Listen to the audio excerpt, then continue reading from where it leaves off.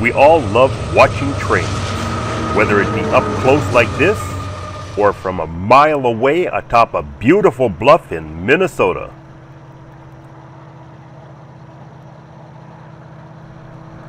Here comes a Burlington Northern Santa Fe coal train. It's heading for the Columbia Power Plant in Wisconsin. It has 115 cars loaded with coal. Total weight of this train is an incredible 15,000 tons. Viewing a train from this angle is amazing, but riding aboard the lead locomotive of a freight train gives you a whole new appreciation for trains. Come on, let's take a ride.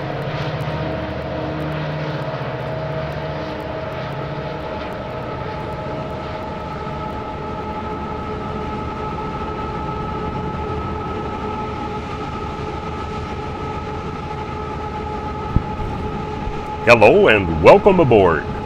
Today we're heading for Portage, Wisconsin. That's about 215 miles from here, so sit back and enjoy the ride.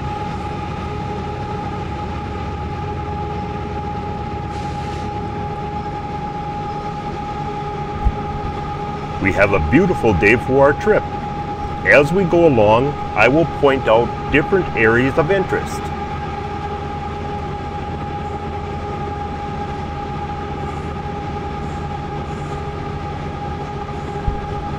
The signal on our right has a yellow light lit, indicating that we must be prepared to stop at the next signal.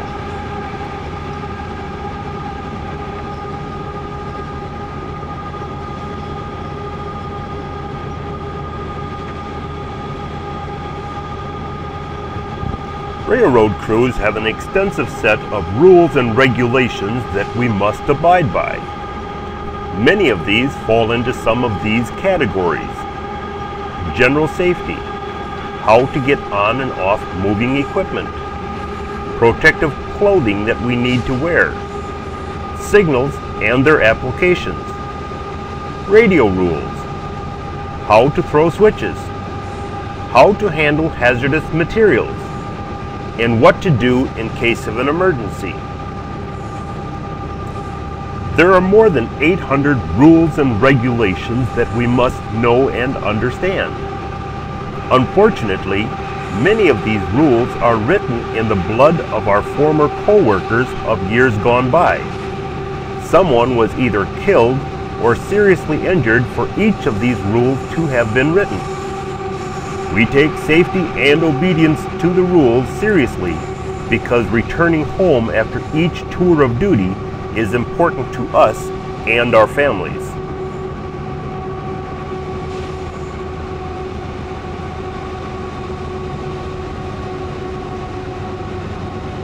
Our present speed is 33 miles per hour.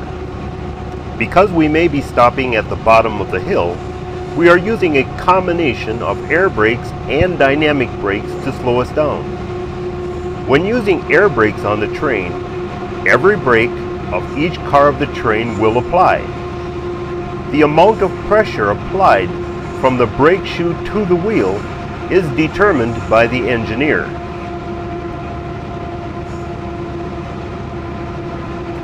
The dispatcher has just instructed us to stop at St. Croix. That's a little more than a mile from here. There's a river barge that needs to pass under the Hastings lift bridge. Once the barge has cleared the bridge, the operator will lower the bridge platform. He will then line and lock it into place. He will then tell the dispatcher that the bridge is ready for rail traffic.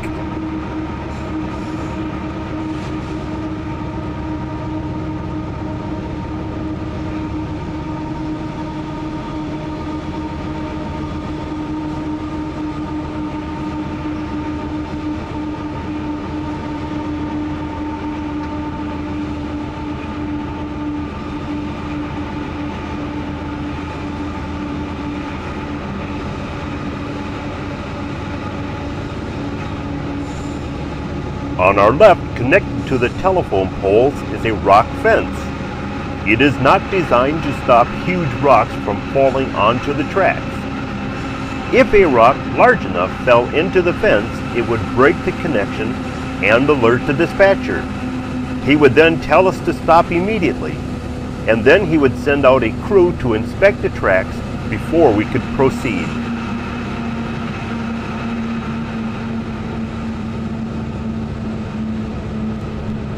There are 29 lock and dams located on the Mississippi River.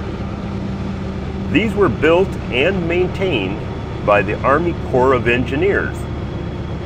Lock and Dam number 3 is just off to our right.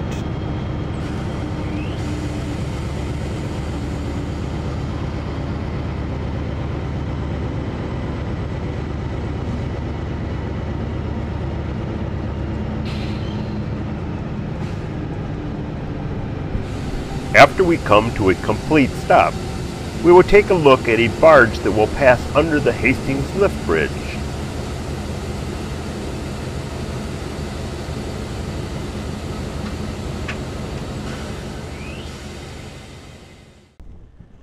This bridge was built in 1980. The bridge platform weighs 500,000 pounds, and yet it can raise and lower easily with the use of a 40 horsepower motor. This is done with the use of two 250,000 pound counterweights. As the platform lowers, the counterweights raise.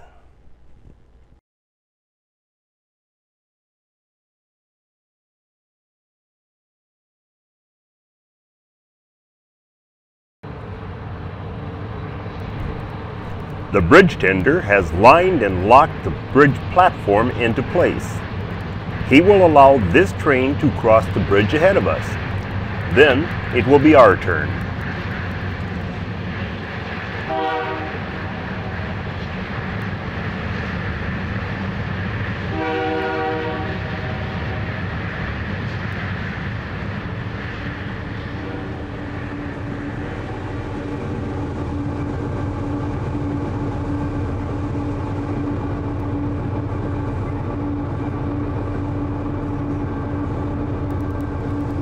We will be crossing the Mississippi River. The Mississippi River will unite with the St. Croix River 2 miles south of here at Prescott, Wisconsin.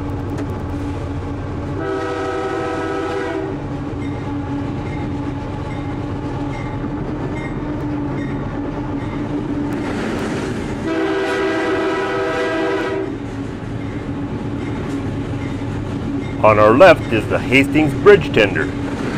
Without his permission, no one crosses the bridge.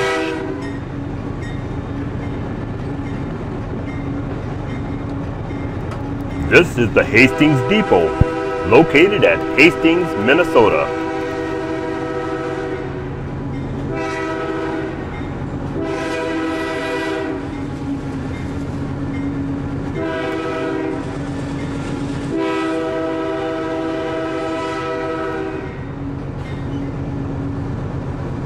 The whistle sequence that you just heard will be used over each crossing. It consists of 2 long whistles, 1 short, and another long.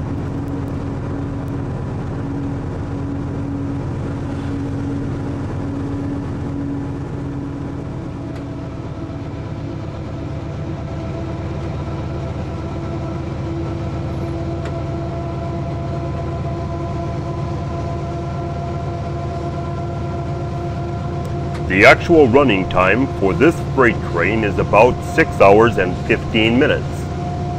Periodically, we will be jumping ahead so that you can enjoy the highlights of the entire trip.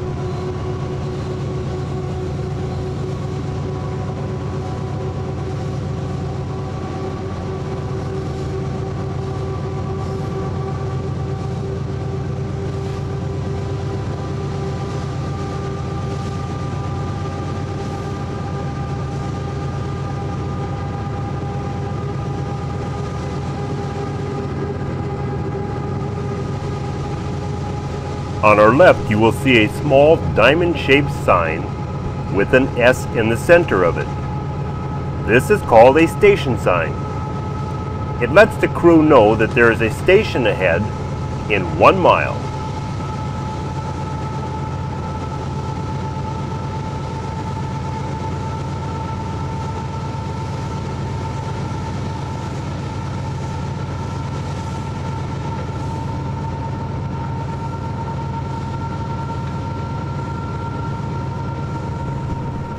Here is the East Hastings Yard. This yard is used mostly for the storage of rail cars when they are not being used.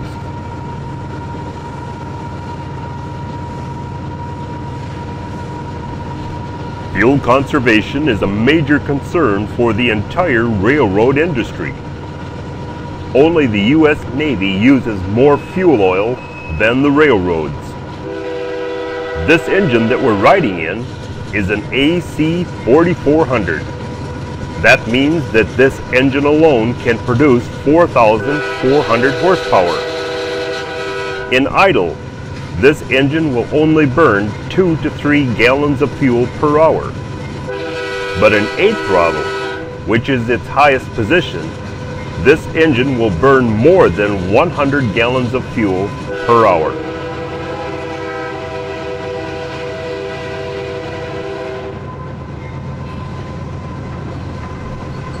We are traveling eastward on a short stretch of double track. Double track is 2 main lines that the dispatcher can use to run trains in either direction on either track. You will see that most of our journey today will be on single track. Now on single track, if the dispatcher wishes to have a train meet or pass another train, he will use a siding. By the use of his signal system, he will instruct one train to enter a siding and the other train will go past him on the main.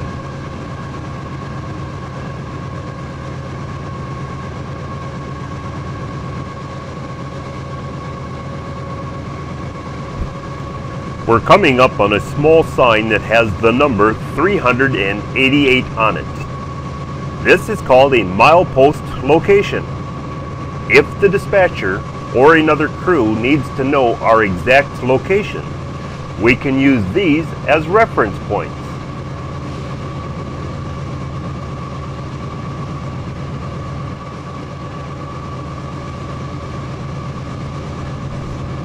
We're going to jump ahead here about 12 miles.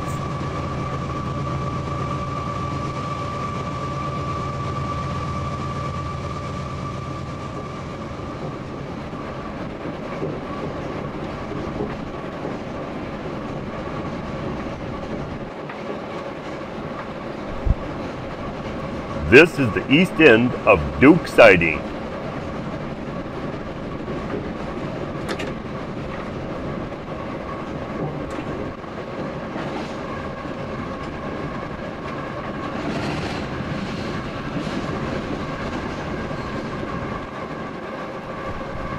We will be passing through several small towns along the way. The first town that we come to is Red Wing, Minnesota.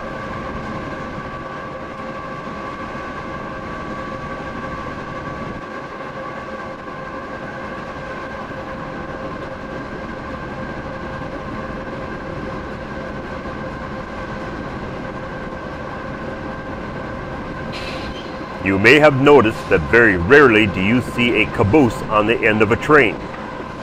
The caboose has been replaced on most railroads with a radio transmitter called a Fred. A Fred in railroad terminology is a front rear-end device, thereby giving its name Fred. This radio transmitter sends information to a display unit on the controlling locomotive. It tells the engineer what the air pressure is at the end of the train. It also tells if he is moving or not, and information such as battery life and if the red light is flashing. All of this information is very helpful in safely operating the train.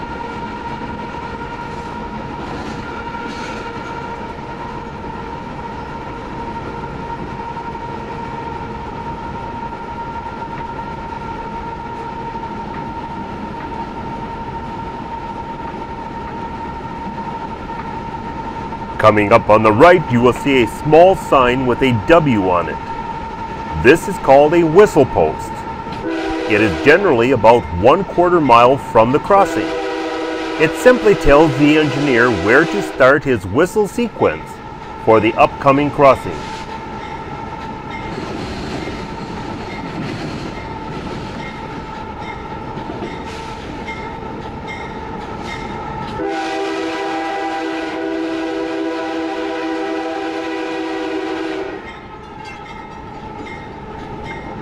Red Wing is also known for its Red Wing safety boots, which are manufactured right here in Red Wing.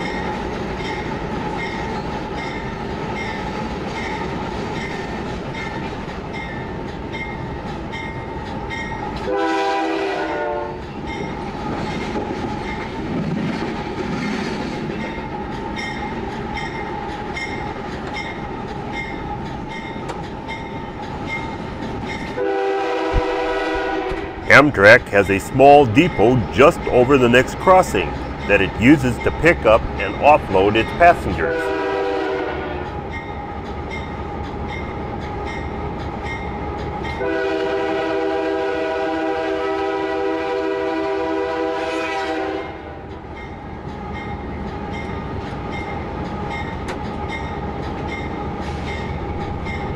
With Red Wing being located on the Mississippi River, it has a barge port where it loads barges that will take its cargo downriver.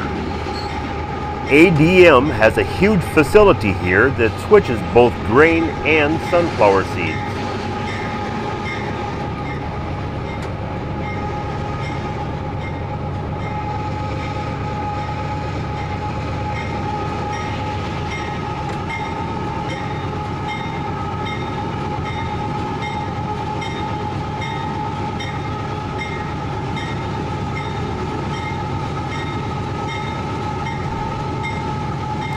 The locomotive that we're riding in has 4,400 horsepower. It was built in 1997. With the development of engines that have more and more horsepower, they have to compensate by making the engines heavier. This engine weighs more than 400,000 pounds.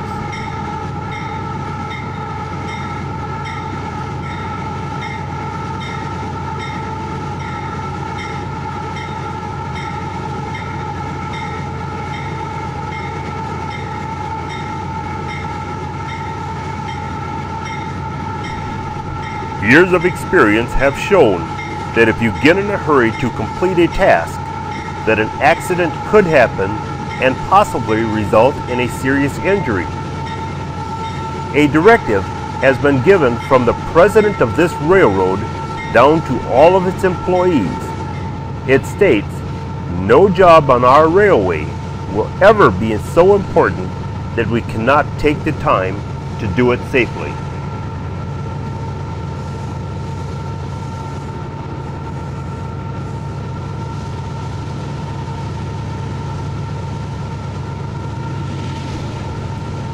Coming up on the left is a yellow speed sign with 2 numbers on it. The upper number is the maximum speed allowed for passenger trains. The lower number is for freight trains. So our maximum allowed speed today is 50 miles per hour.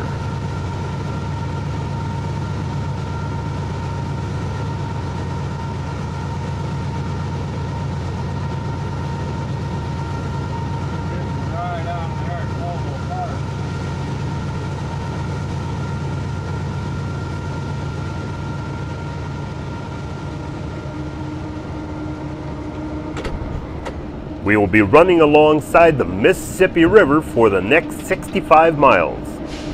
This stretch of track is one of my favorites.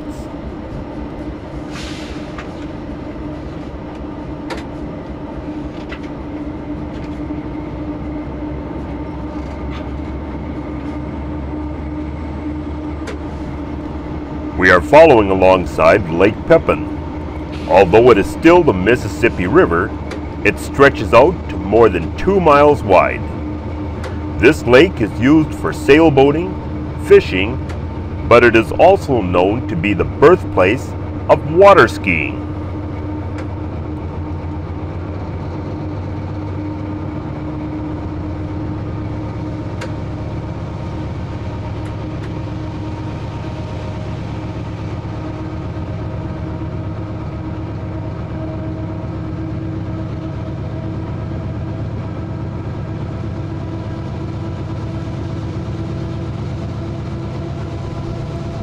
Many people do not realize how long it takes to stop a train. In stopping a train, you need to take into consideration different factors, such as speed, length, and is your train made up of loads or empties? Other factors are grade, which means are you traveling uphill or downhill? An engineer needing to make a stop on a train that is traveling at 50 miles per hour will begin the stopping process about 2 miles ahead of the stop.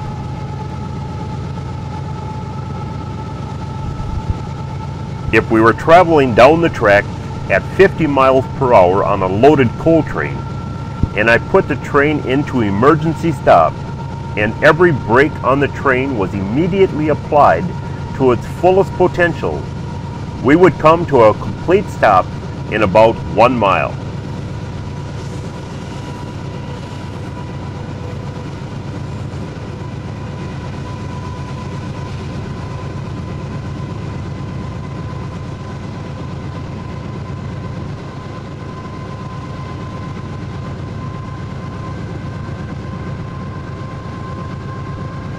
The Mississippi River is at its lowest levels of the year. During the spring melt-off of winter snows and early spring rains, the river will sometimes raise to a level that is within 3 feet of the track. Layers of heavy rock have been placed alongside the track to prevent erosion.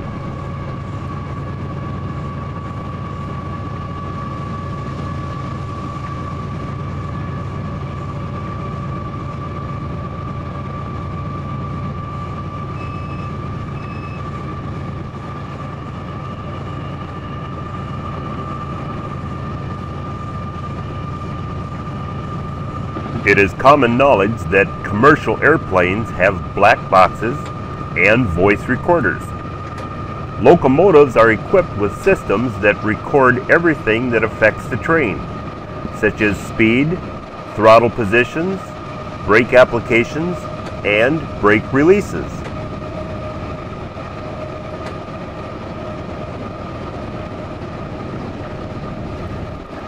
The bald eagle has made a tremendous comeback in the last 20 years.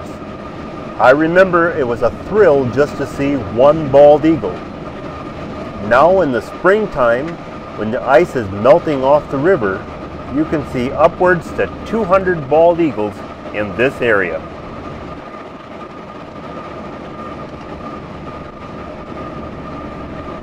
This area, especially in the fall of the year, when the leaves are changing to their autumn colors, has been named one of the top scenic drives in the United States.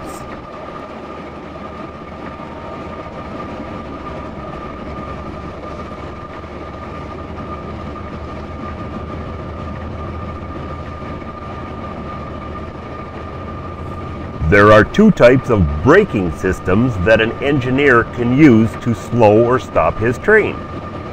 The first is air brakes. They work off a brake pipe that maintains a specific air pressure. When the engineer needs the brakes to apply on the entire train, he will reduce the air pressure in the train brake pipe. Each car in the train will sense the reduction and apply the brakes. To release the brakes, the engineer will increase the air pressure in the brake pipe, and in turn, the brakes will release.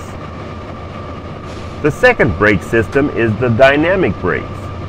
This system is simply a matter of putting a reverse electrical current into the traction motors, thereby making it more difficult for the wheels to turn. For those of you who like to fish for walleyes, there's a hot spot just off to our left.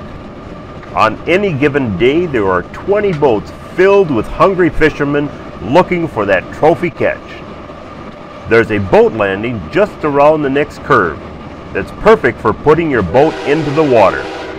Just be careful when you cross the tracks, because we will be coming around the curve at 50 miles per hour.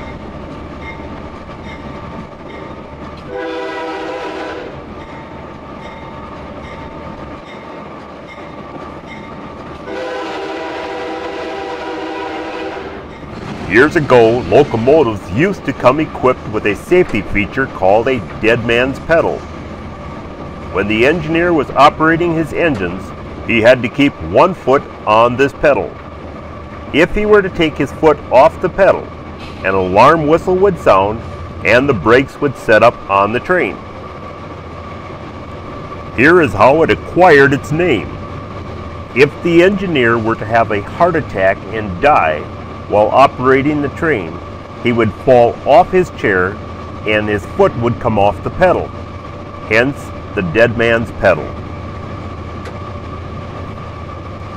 The dead man's pedal are no longer used. This safety feature has evolved into something called the alerter system. Here is how it works.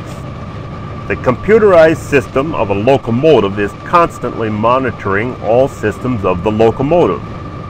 If the engineer has not moved any levers, blew the whistle, rang the bell, or set the air or released the air in a preset amount of time, it will start a countdown sequence. First, a dim light will flash and a quiet alarm will sound. If no action is taken by the engineer, the light will flash faster and brighter and the alarm sound will increase to an ear-piercing level. If still no action is taken by the engineer to reset the alarm, it will set the brakes on the train and bring the train to a stop.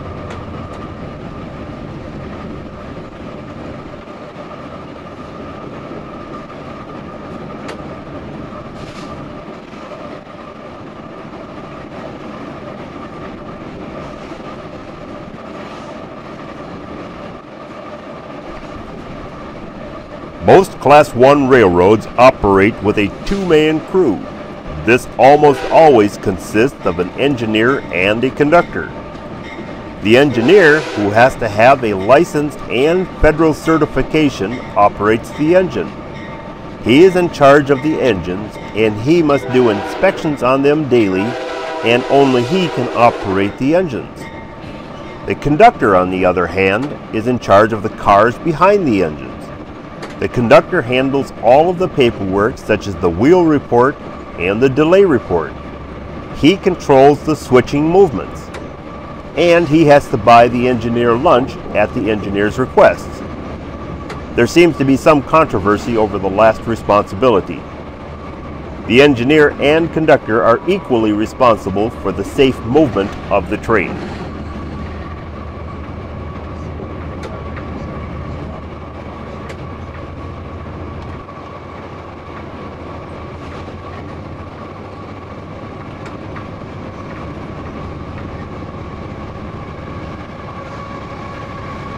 A commonly asked question to an engineer is, if a train has two engines that are facing the opposite directions, can only one of them be used to pull the train?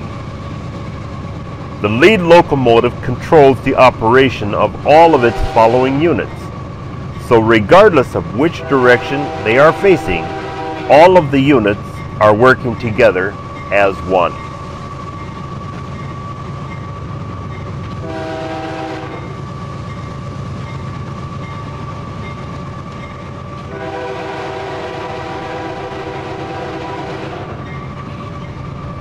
For those of you who remember the movie Grumpy Old Men, this movie was shot on location here at Wabasha, Minnesota.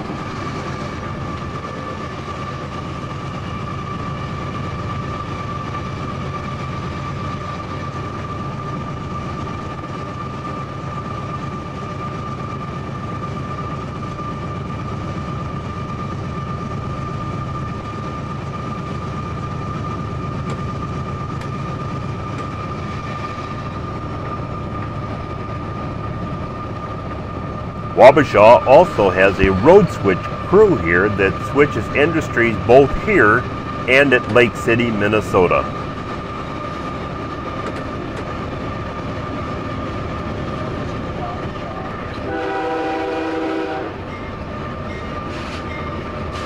We're going to jump ahead now about 30 miles to Winona, Minnesota.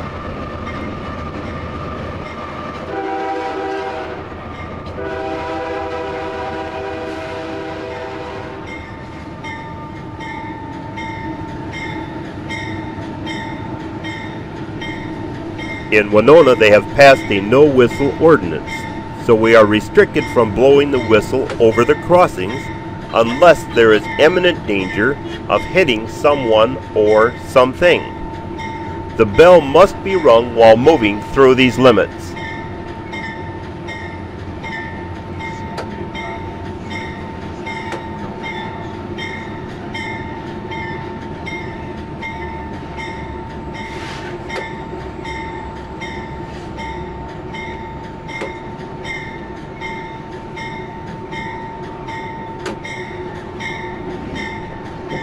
Winona, Minnesota is a beautiful city that is located between the bluffs and the mighty Mississippi River. It was founded by a steamboat captain in 1851.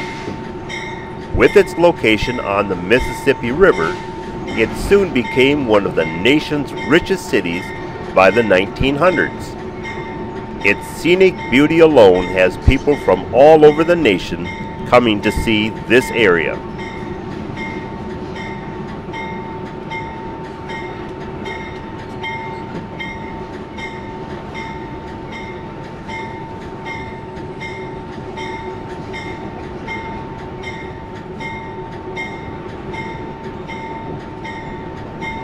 We are approaching Winona State University.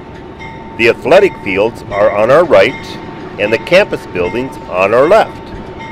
A close lookout must be kept for students crossing the tracks.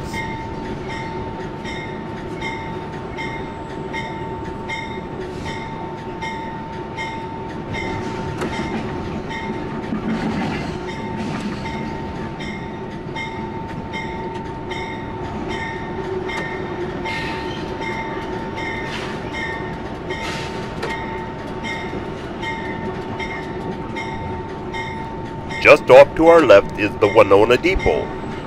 Amtrak passenger trains stop here twice a day. Amtrak runs on a schedule, so every effort is made by the dispatcher to keep freight trains clear of the main line when they are in the vicinity.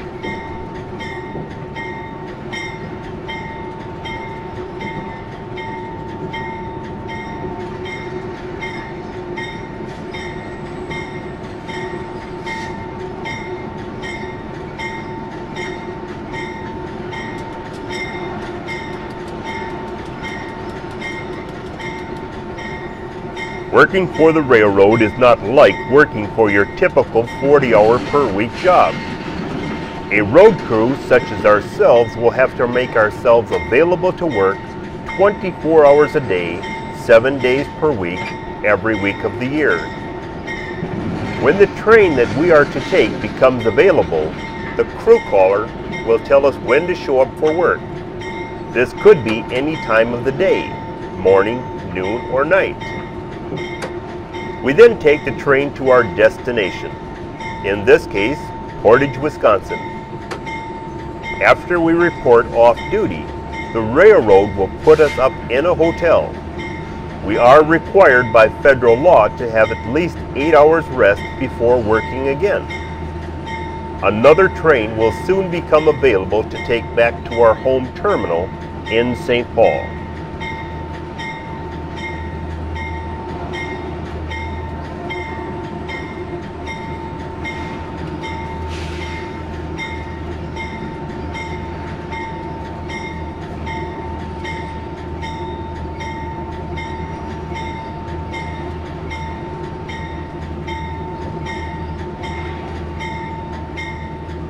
The amount of time that we are allowed to work any shift is governed by the FRA, Federal Railroad Administration.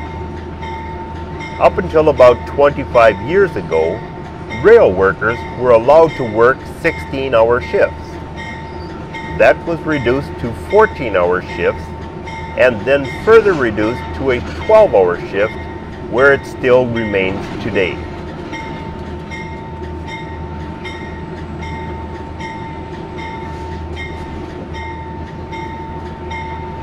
In any given profession, terminology will fit the job. So when a railroad crew says that they have died, It simply means that their hours of service have expired and they can no longer work until they are rested. If a train does not make it to its destination in its 12 hours, it is called a dog or a slow train. A new crew will be sent out to relieve the crew that has just died. That crew is now called the dog catch crew.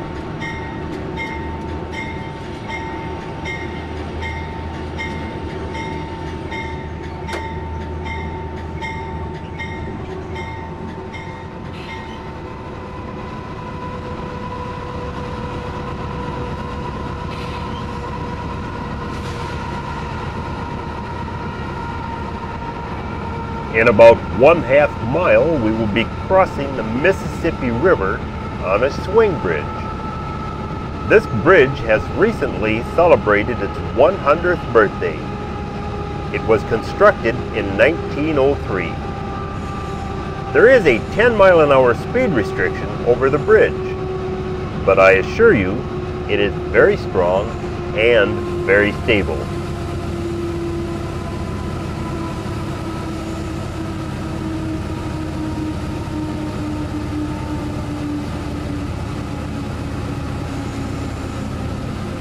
Over the next 1 mile of track, we will cross the Mississippi River, the East and West Channel, and the Black River.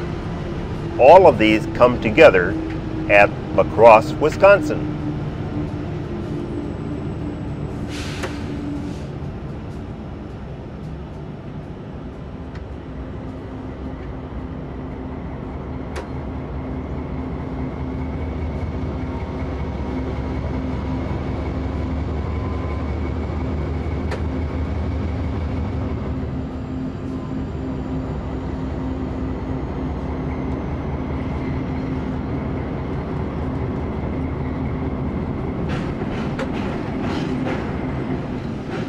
The Mississippi River bridge tender is located just off to our right. There is a river barge that has requested that the bridge tender open the bridge so that he can proceed upriver. Because the bridge platform is not high enough for the barge to cross under the bridge, the operator will swing the bridge platform open so that it is parallel with the river. After the barge clears the bridge, the operator will close the platform back into place.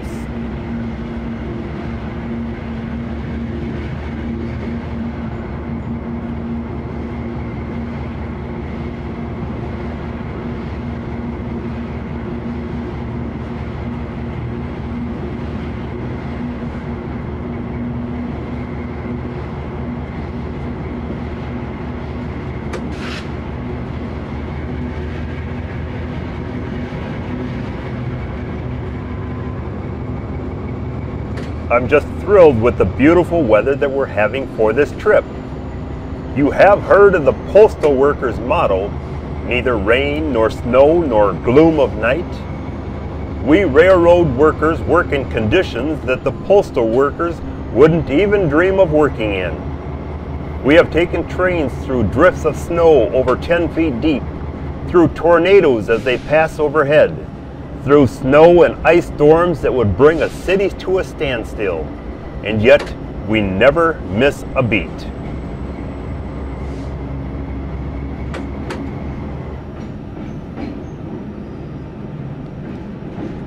Railroads have a device called detectors. They are usually placed about every 25 miles of track. They have a heat sensing device that can tell if the wheels in your train are overheating. If no hot wheels are detected, a radio broadcast will tell you that no defects are found.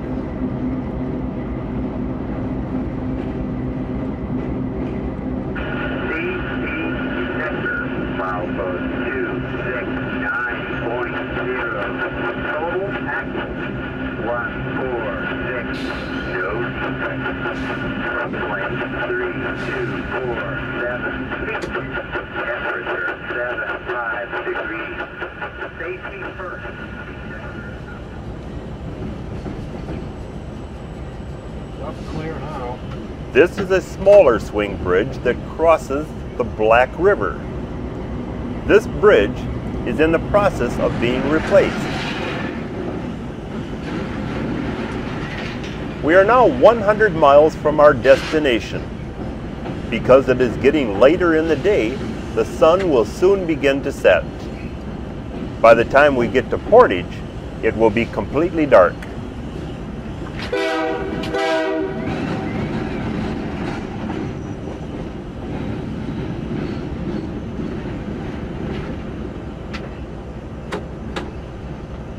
We have left Minnesota and now are entering Wisconsin at La Crosse.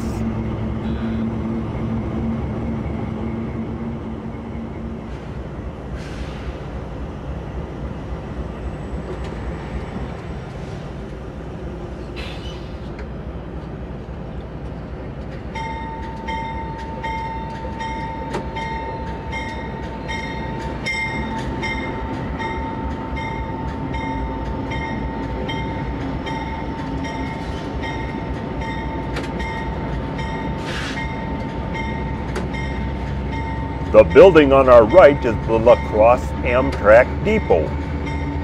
This is where Amtrak makes its 2 stops a day at. This building has been renovated and restored to preserve its historic look.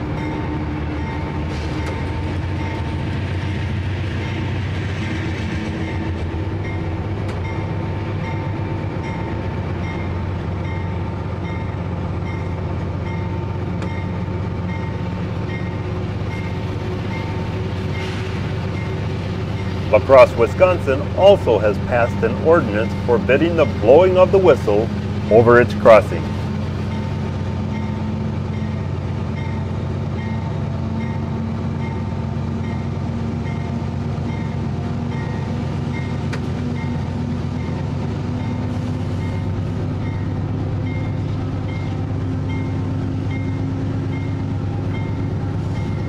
After we cross the next crossing, we will be jumping ahead about 15 miles to Bangor, Wisconsin.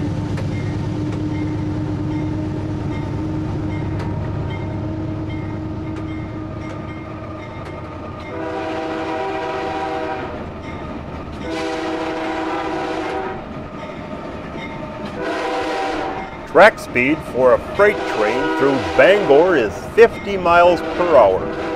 Amtrak can travel at 79 miles per hour. Even though the crossings are protected by gates, warning lights, and bells, residents must use caution while crossing the tracks.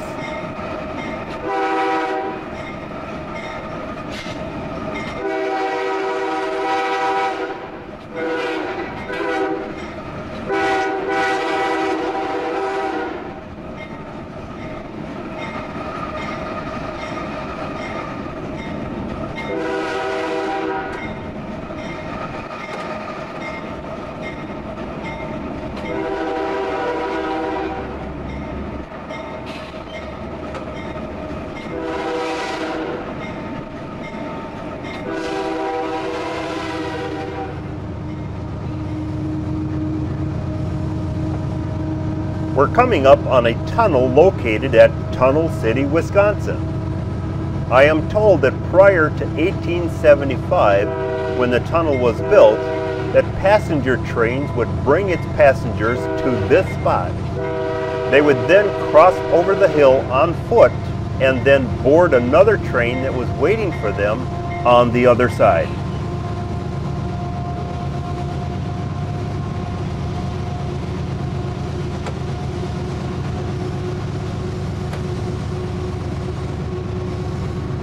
This tunnel is 1,300 feet long.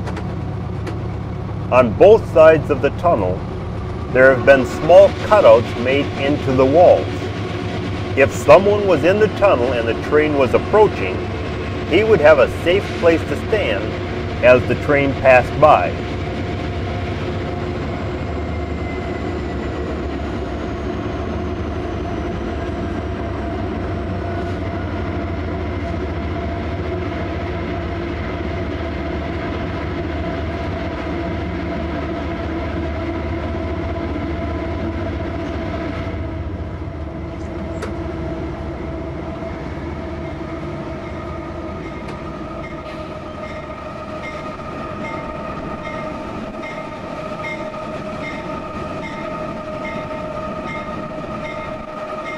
This is Tomah, Wisconsin. It used to be home to the Milwaukee Road rail yard shops. I'm afraid that they were abandoned years ago.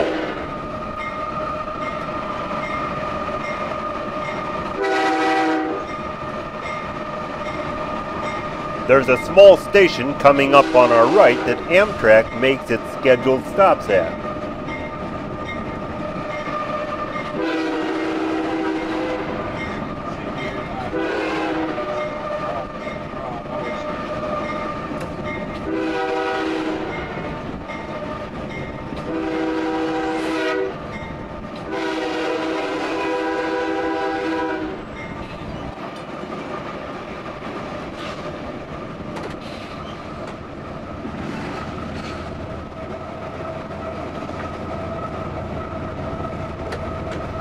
We're now passing through New Lisbon, Wisconsin. We are now 42 miles from Portage. Our outbound crew will be on duty in 1 hour. They will take this train into Chicago after we get off.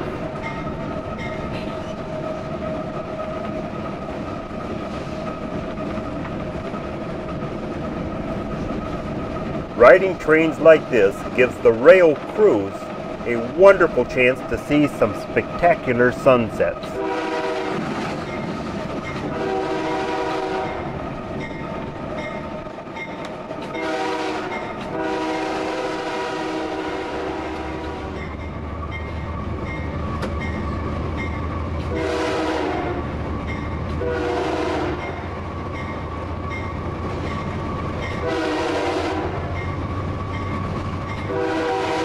This is Boston, Wisconsin, a delightful small town with a lot of crossings. It seems like we're blowing the whistle through the entire town, but that's what happens when the crossings are placed this close together.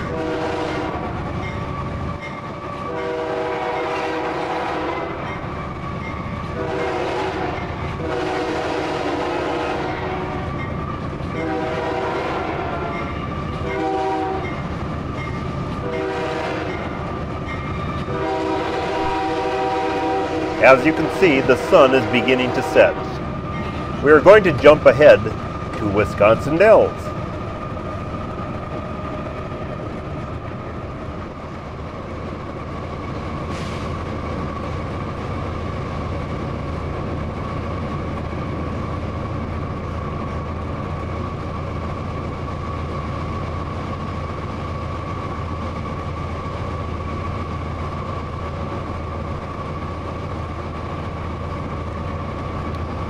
This is Wisconsin Dells, home of the world's largest water theme park. If you are ever looking for a family vacation site for the whole family, I highly recommend Wisconsin Dells.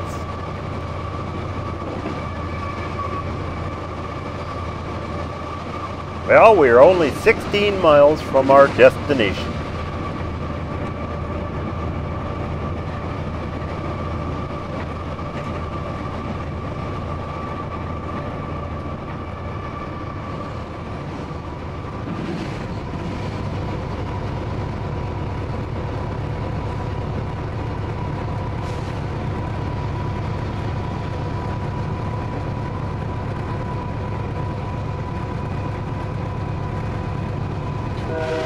We will be meeting a train that is stopped at the west end of Lewiston siding.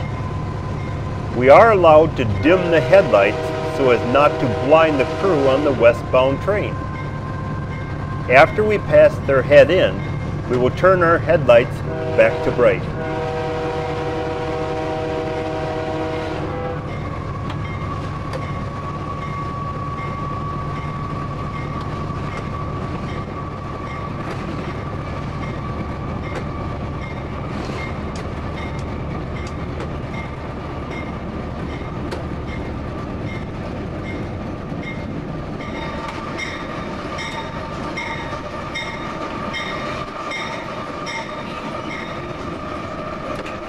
Our engines have been equipped with 2 headlights and 2 ditch lights, so that when we're traveling at night, we will have adequate lighting.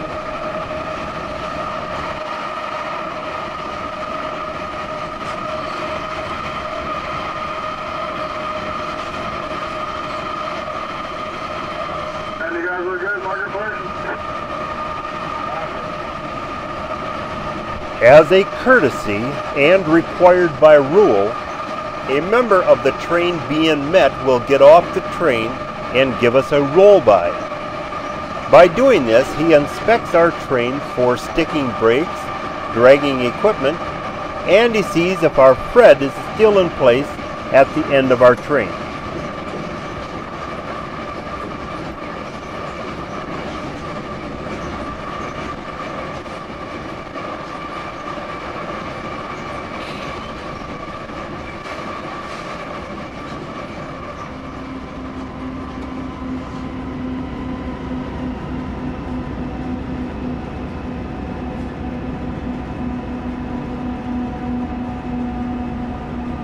Well, we finally arrived to Portage.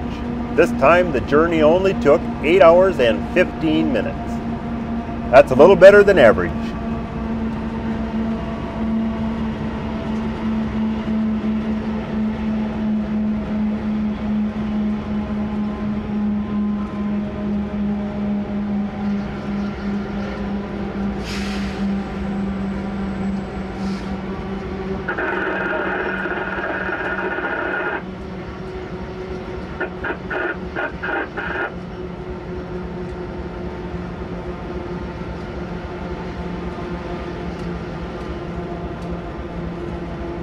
We will be coming to a stop shortly.